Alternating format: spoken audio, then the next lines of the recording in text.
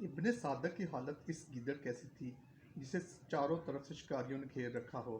اس کو یقین ہو چکا تھا کہ یہ جادو بیاں نوجوان چند اور الفاظ کے بعد تمام مجمع کو اس کے خلاف مشترک کر دے گا۔ ابن صادق اپنے مداحوں کے دستے شفقت سے زاد ہوتے ہی سر پر پاؤں رکھ کر بھاگا۔ چند من چلے نوجوانوں نے شکار جاتا دیکھ کر اس کا تعاقب کرنا چاہا، لیکن محمد بن قاسم نے انہیں روک دیا۔ ابن صادق کی جماعت کے آدمی یکے بعد دیگرے مسجد سے باہر نکل گئے۔ لوگ پھر خاموش ہو کر نعیم کی طرف متوجہ ہوئے اور اس نے اپنی تقریر شروع کی۔ اس دنیا میں جہاں ہر ذرے کو اپنے قیام کے لیے دوسرے ذروں کی ٹھوکروں کا جواب دینا پڑتا ہے، ایک مسلمان کے لیے جہاد ایک اہم ترین فرض ہے۔ دنیا کو امن کا گہوارہ بنانے کے لیے ضروری ہے کہ کفر کا آتش کدہ ٹھنڈا کر دیا جائے۔ بدر و حنین، قادسیہ، یرموک اور اجنادین کی رزمگاہوں سے ہمارے اسلاف کی تکبیریں کفر کی آگ میں جلتے ہوئے بے بس انسانوں کی چیخوں کا جواب تھیں، اور آج ستم رسیدہ انسانیت سندھ کے میدانوں میں ہماری تلواروں کی چھنکار سننے کے لیے بے قرار ہے۔ مسلمانوں، اپنی قوم کی اس بیٹی کی فریاد تم سن چکے ہو جو سندھ کے راجہ کی قید میں ہے۔ میں تمہیں سندھ کی فتح کی بشارت دیتا ہوں۔ مجاہد کی تلوار خدا کی تلوار ہے، جو گردن اس کے سامنے اکڑے گی کٹ کر رہ جائے گی۔ سندھ کے مغرور راجہ نے تمہیں اپنی تلوار کی تیزی اور بازو کی قوت آزمانے کی دعوت دی ہے۔ مجاہدو، اٹھو اور ثابت کر دو کہ ابھی تمہاری رگوں میں شاہ سواران عرب کا خون منجمد نہیں ہوا۔ ایک طرف خداوند کریم کو تمہارے جذبہ جہاد اور دوسری طرف دنیا تمہارے غیرت کا امتحان لینا چاہتی ہے۔ کیا تم اس امتحان کے لیے تیار ہو؟ ہم تیار ہیں، ہم تیار ہیں، بوڑھے اور جوان فلک شگاف ناروں سے کم سن مجاہد کی آواز پر لبیک کہہ رہے تھے۔ نعیم نے بوڑھے استاد کی طرف دیکھا، اس کے ہونٹوں پہ مسکراہٹ تھی اور آنکھوں میں مسرت کے آنسو چھلک رہے تھے۔ ابن عامر نے دوبارہ اٹھ کر مختصر سی تقریر کے بعد بھرتی کے لیے نام پیش کرنے والوں کو ضروری ہدایات دیں اور یہ جلسہ برخاست ہوا۔ رات کے وقت محمد بن قاسم کے ہاں ابن عامر، سعید، نعیم اور شہر کے چند معززین دن کے واقعات پر تبصرہ کر رہے تھے۔ نعیم اس دن نہ صرف بصرہ کے نوجوانوں کو اپنا گرویدہ بنا چکا تھا، بلکہ عمر رسیدہ لوگ بھی اس کی جرأت کی داد دے رہے تھے۔ ابن عامر اپنے ہونہار شاگرد کو اچھی طرح جانتا تھا۔ اسے معلوم تھا اس کے دل میں خطرناک سے خطرناک حادثات کا خندہ پیشانی سے مقابلہ کرنے کا جوہر بدرجہ عدم موجود ہے، لیکن آج جو کچھ نعیم نے کیا وہ اس کی توقعات سے کہیں زیادہ تھا۔ سعید کی خوشی کا کوئی ٹھکانہ نہ تھا۔ وہ بار بار نوجوان بھانجے کی طرف دیکھتا اور ہر بار اس کے منہ سے نعیم کے لیے درازی عمر کی دعائیں نکلتی۔ تقریر کے بعد اسے نعیم کی حوصلہ افزائی کے لیے سب سے پہلے اپنا نام پیش کیا تھا، اور مکتب میں اس کی اشد ضرورت کے باوجود ابن عامر اسے لشکر کا ساتھ دینے کی اجازت دے چکا تھا۔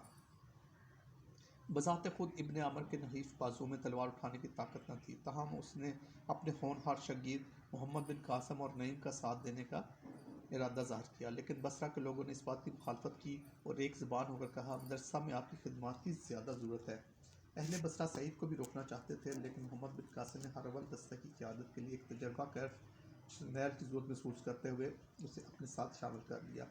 نعیم کو ہر لمحہ ایک منزل سے قریب اور ایک منزل سے دور لے جا رہا تھا۔ وہ سر جھکائے حاضرین مسجد کی گفتگو سن رہا تھا۔ ابن عامر حسب عادت قرون اولیٰ میں کفر و اسلام کی زبردست جنگوں کے واقعات بیان کر رہے تھے۔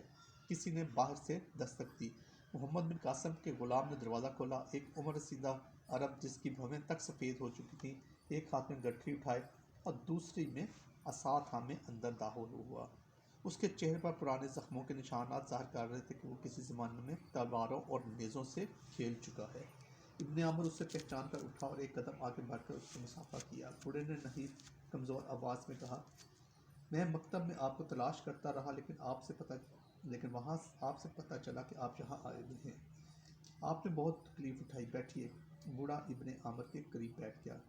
ابن عامر نے کہا، بڑی مدت کے بعد آپ کی زیارت نصیب ہوئی، کہیے کیسے آنا ہوا؟ بوڑھے نے کہا، مجھے آج کسی نے مسجد کے واقعات بتائے ہیں۔ میں اس نوجوان کا متلاشی ہوں جس کی ہمت کے گیت آج بصرہ کے بچے اور بوڑھے سب گا رہے ہیں۔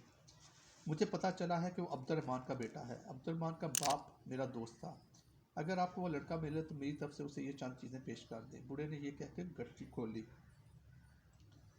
پرسوں ترکستان سے اب خبر آئی کہ عبیدہ شہید ہو چکا ہے۔ عبیدہ کون؟ آپ کا پوتا؟ ابن عامر نے سوال کیا۔ ہاں وہی۔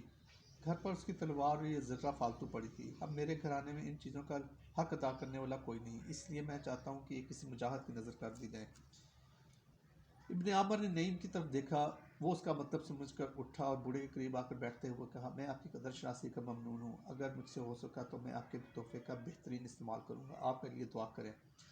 آدھی رات کے قریب یہ مجلس ختم ہوئی اور لوگ اپنے اپنے گھروں کو چل دیے. نعیم نے اپنے ماموں کے ساتھ جانا چاہا لیکن محمد بن قاسم نے اسے روک لیا.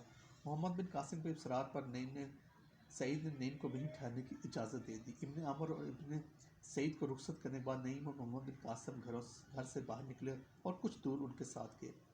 سعید کو ابھی تک نعیم کے ساتھ گھر کے متعلق کوئی بات کرنے کا موقع نہیں ملا تھا. اس نے چلتے چلتے رک کر سوال کیا، نعیم گھر پر خیریت ہے؟ ہاں مامو جان، وہ تمام خیریت ہیں. امی جان. نعیم نے آگے کچھ کہنا چاہتا تھا کہ اس نے خط نکالنے کے خیال سے جیب میں ہاتھ ڈالا لیکن کچھ سوچ کر خالی ہاتھ جیب سے نکال لیا. ہاں ہمشیرہ کیا کہتی تھی؟ وہ آپ کو سلام کہتی تھی مامو جان. باقی رات نعیم نے بستر پر کروٹیں بدلتے گزاری. صبح سے کچھ دیر پہلے آنکھ لگ گئی تھی. خواب میں اس نے دیکھا کہ بستی کے نخلستانوں کی دل فریب فضاؤں میں محبت کے نغمے بیدار کرنے والی محبوبہ سے کوسوں دور سندھ کے وسیع میدانوں میں جنگ کے بھیانک مناظر کے سامنے کھڑا ہے. اگلے دن نعیم فوج کے ساتھ ایک سالار کی حیثیت سے روانہ ہو گیا. وہ ہر قدم پر آرزوؤں کی پرانی بستی کو رونتا اور امنگوں کی نئی دنیا بیدار کرتا ہوا آگے بڑھ رہا تھا. شام سے کچھ دیر پہلے یہ لشکر ایک اونچے ٹیلے سے گزر رہا تھا. اس مقام سے وہ نخلستان جس کی چھاؤں میں وہ زندگی کے بہترین سانس لے چکا تھا نظر آنے لگا. اس کی جواں اور معصوم امیدوں کی بستی راستے کے فقط دو کوس کے فاصلے پر ایک طرف کو تھی. جی میں آیا کہ گھوڑے کو سر پر چھوڑ کر ایک بار صحرائی کوچ سے چند الوداعی ملاقاتیں کہہ سننا ہے، لیکن مجاہد کا ضمیر ان لطیف خیالات پر غالب آیا اور اس نے جیب سے خط نکالا، پڑھا اور پھر جیب میں ڈال دیا. گھر میں عبداللہ اور نعیم کی آخری گفتگو سن لینے کے بعد عذرا کی خوشی کا اندازہ کرنا ذرا مشکل تھا. اس کی روح مسرت کے ساتویں آسمان پر رقص کر رہی تھی. ساری رات جاگنے کے باوجود اس کا چہرہ معمول سے زیادہ بشاش تھا. مایوسی کی آگ میں جلنے کے بعد نخل امید کا یکایک سرسبز ہو جانا قدرت کا سب سے بڑا احسان تھا. عذرا آج عبداللہ کے احسان کے بوجھ تلے دبی جا رہی تھی، اور اگر اس مسرت میں کوئی خیال رکھنا اندازی کر رہا تو یہ تھا کہ یہ خوشی عبداللہ کی شرمندہ احسان تھی. وہ سوچتی تھی کہ عبداللہ کا اصرار فقط نعیم کے لیے نہ تھا بلکہ دونوں کے لیے تھا. اس کی محبت کس قدر بے لوث تھی، اس کے دل کو کس قدر صدمہ پہنچا ہوگا. کاش وہ اسے یہ صدمہ نہ پہنچاتی، کاش اسے نعیم سے اس قدر محبت نہ ہوتی اور عبداللہ کا دل نہ توڑتی. ایسے خیالات سے اس کا دل اچھلتا اور دل بیٹھ جاتا، لیکن دل کے ساز پر غم کی یہ ہلکی ہلکی تانیں مسرت کے راگ کے زیر و بم میں دب کر رہ جاتی. عذرا کا خیال تھا نعیم شام سے پہلے واپس آ جائے گا. اس کا انتظار کا دن بڑی مشکل سے کاٹا. شام ہوئی لیکن نعیم واپس نہ آیا. جب شام کا دھند کا شب کی تاریکی میں تبدیل ہونے لگا اور آسمان کے سیاہ چادر پر تاروں کے موتی جگمگانے لگے، عذرا کی بے چینی بڑھنے لگی. آدھی رات گزر گئی تو عذرا شب غم کو صبح امید کا سہارا دے کر کروٹیں لیتی سو گئی. دوسرے دن اس نے زیادہ بے چینی سے گزارا اور آنے والی رات گزشتہ رات سے زیادہ طویل نظر آئی. صبح گزری، شام آئی لیکن نعیم واپس نہ آیا. شام کے وقت عذرا گھر سے نکلی اور کچھ فاصلے پر ایک ٹیلے پر چڑھ کر نعیم کی راہ دیکھنے لگی.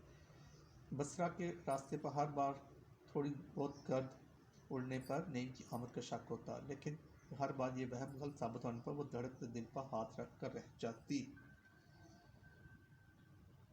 اونٹوں اور گھوڑوں پر کئی سوار گزرے. ہر سوار دور سے اسے نہیں نظر آتا لیکن قریب پر دیکھنے پر اپنا سا منہ لے کر رہ جاتی. شام کی ٹھنڈی ہوا چل رہی تھی. چرواہے اپنے گھروں کو واپس جا رہے تھے. عذرا گھر کی طرف لوٹنے کا انتظار کر رہی تھی، ارادہ ظاہر کر رہی تھی کہ پیچھے سے کسی کے پاؤں کی آہٹ سنائی دی. مڑ کر دیکھا تو عبداللہ آ رہا تھا. عذرا نے حیا اور ندامت سے آنکھیں جھکا لی. عبداللہ چند قدم آگے بڑھا اور بولا، عذرا اب گھر چلو، فکر نہ کرو، وہ جلد آ جائے گا. بصرہ میں کئی بڑے آدمی اس کے دوست ہیں، کسی نے زبردستی روک لیا ہوگا. عذرا کچھ کہے بغیر گھر کی طرف چل دی. اگلے دن بصرہ سے ایک آدمی آیا اور اس کی زبانی معلوم ہوا کہ نعیم سندھ کی طرف روانہ ہو چکا ہے. یہ خبر موصول ہونے پر صابرہ، عبداللہ اور عذرا کے دل میں کئی شکوک اور خیالات پیدا ہوئے. صابرہ پر عبداللہ کو شک گزرا کہ اس کی خودداری نے بھائی کا احسان مند ہونا گوارا نہیں کیا.